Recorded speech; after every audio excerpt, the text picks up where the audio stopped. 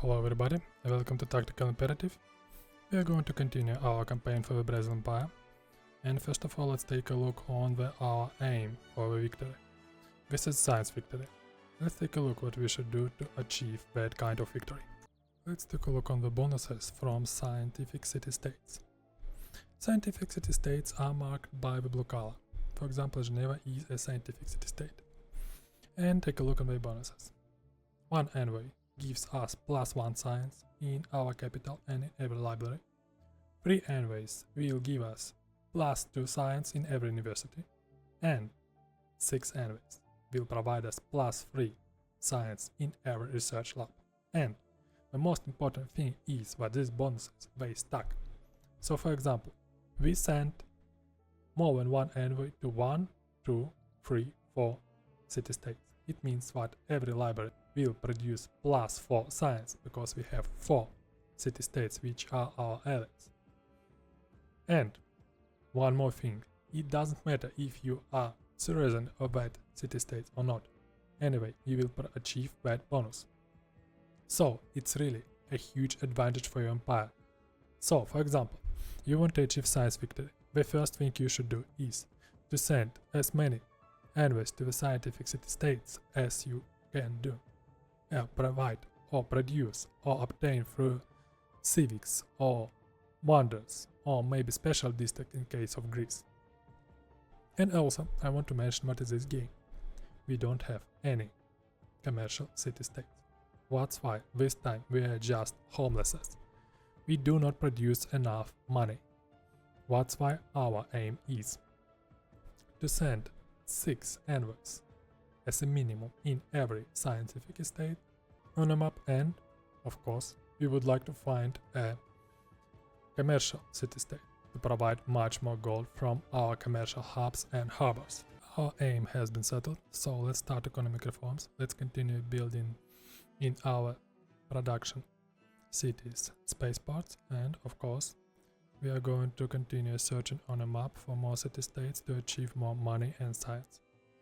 This is our aim. And our second aim is to conquer the city-state Auckland, let it be free, and achieve a lot of production in the seashore titles of the coastal cities. Let's continue the campaign with our magnificent empire, which contains 54 cities. 54 cities. It's not a joke. After a while, we tackled the question with city-state Auckland.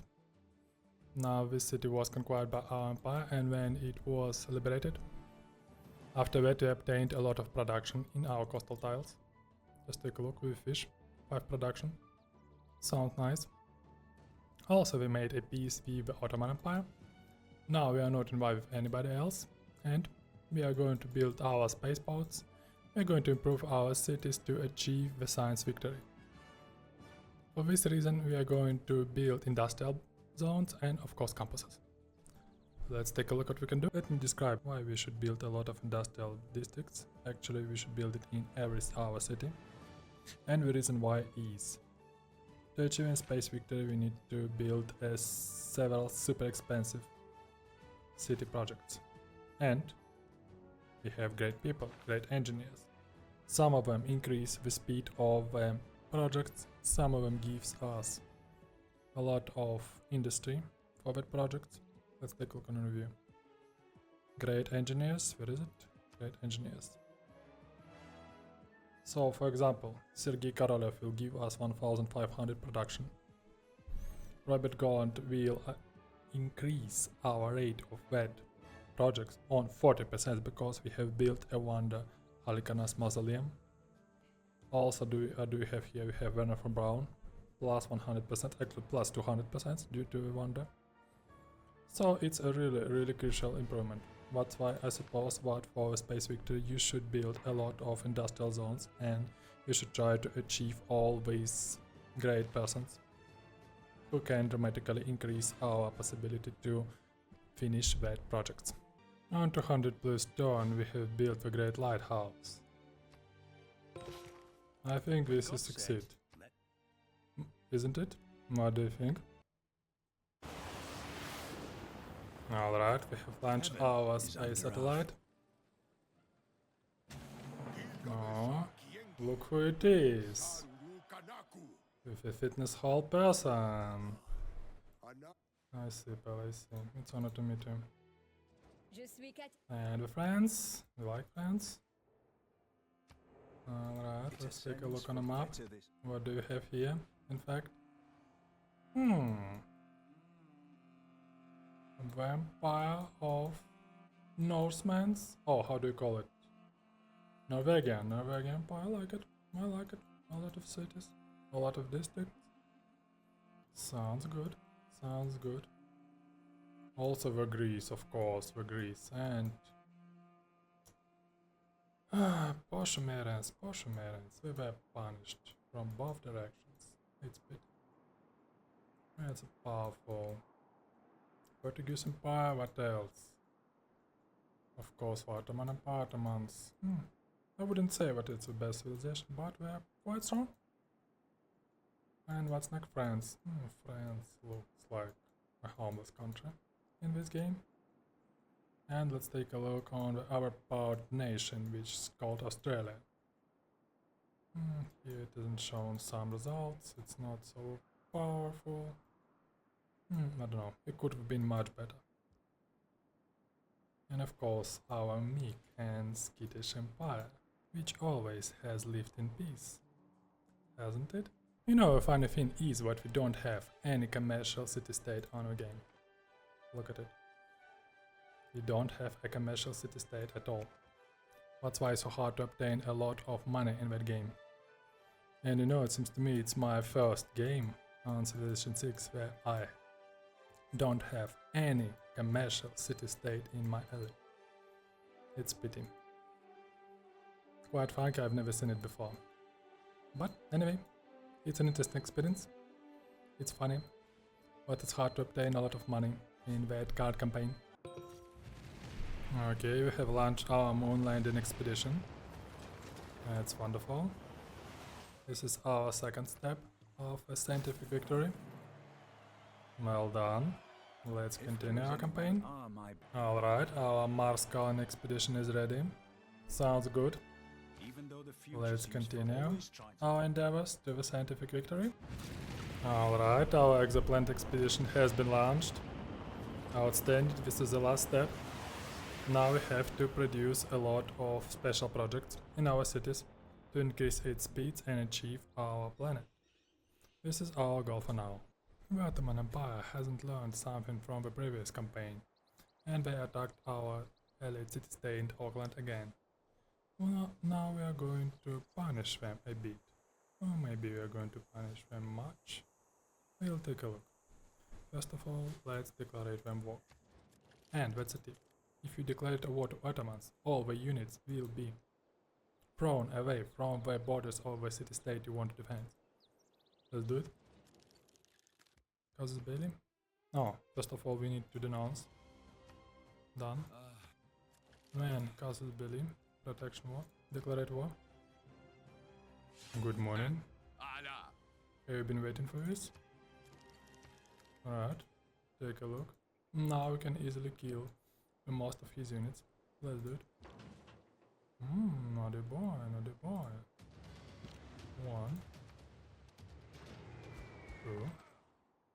Wait a second, pal. Let's continue in a punishment. And it seems to me to protect the city we should levy its army. Let's do it. Levy military. Done.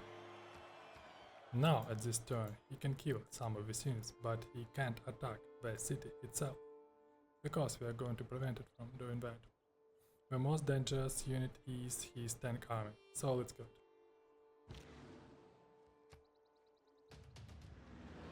One. And 2.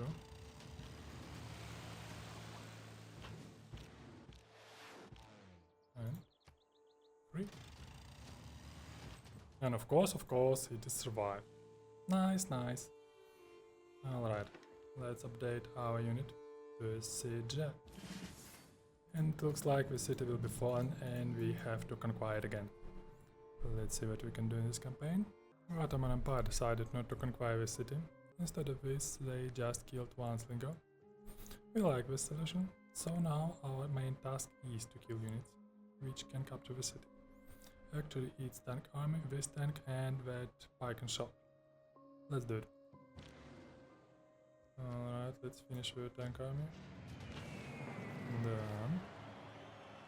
Now let's try to kill its tank. Let's do it. Done. Now let's kill pike and shot. Done, outstanding. Let's improve some of our units, of course. And that's a nice back, we just lost 2 aircraft units due to the fact that this mod of future air units it doesn't work with aviation on the ship. Nice, nice. Okay, we can handle that later. And let's try to kill this army. And of course update slingers to the smart mortars. Alright, I think we can overcome that war here by staying in this position defended, but of course we need to build some units to put it on the nuclear carrier. More patience has arrived from the Ottoman Empire. Let's handle them. Booms. Minus. Let's see what we can do. Booms. It's almost killed. Nice.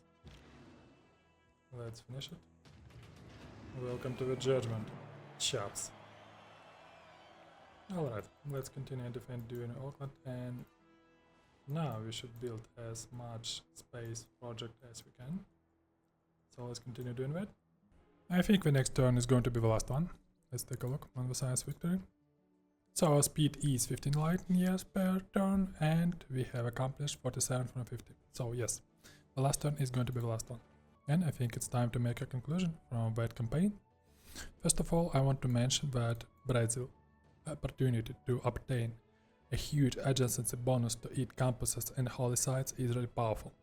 So for example, in our capital we have 26 production from the holy site. It's really strong. And some of our campuses have 16 adjacency. It's really strong also. And Brazil is a strong religious nation. We can obtain a lot of faith, and of course we can use our dirty trick with the crusade belief. What else? I have to mention what in general on that kind of map its naval unit wasn't useful because we have all our wars on the land, so it's not so strong. But one of the most important thing is what our neighborhoods always have huge appeal. That's why they produce us the maximum of housing in our cities. It's not a super strong bonus, but this bonus make us content to live in rainforest. What's next? The next point I want to mention is that Brazil Empire is able to achieve any kind of victory, but I think the preferable one will be the scientific victory, because we have adjacency bonuses from the rainforest and we can achieve a lot of science. I think I have to mention the adjacency bonus for our commercial hubs. It means in the next era we can achieve a lot of science due to the fact that in the golden age we can pick up science from adjacency bonuses from our commercial hubs, and it can push us forward in the beginning of the game. In addition to that, I would like to mention our unique district, Street Carnival or Copacabana. First of all, it's much cheaper. Second of all, it gives us more amenities in our cities. And the amenities bonuses in the cities are really powerful. If we have amenity more than +5, we will obtain +20% for all yields in the city. 20% for all yields. It's really strong and crucial advantage. So that's why I consider that this district is really powerful, and it would be the best unique district in the game if I didn't need population to build it. It would be really useful. But I think it would be in the age of cheating. What can I say about the ability of our leader, Magnanimous, which gives us 20% of great person yield after acquiring a great person? I wouldn't say it's so strong, because the next great person costs much more than the previous one, and in general it's a good opportunity to achieve more great people points, but I wouldn't say it's a super strong opportunity. So it's just an additional bonus to the stone civilization. No more, no less. Finally, everything is ready. Let's make our last turn. Let's do it. Of course, of course, of course. Stay, pal. Stay, pal. Let's continue. What do we have here? Naughty boy. Where is our victory screen, chaps? And it is done. As you can see, Brazil is a powerful nation. I think this campaign was interesting and exciting for you. And we have achieved our goal. So, we punished anybody in this game who tried to stop us from winning victory and prevent us to achieving the decision. So we have won. See you soon on Tactical Imperative.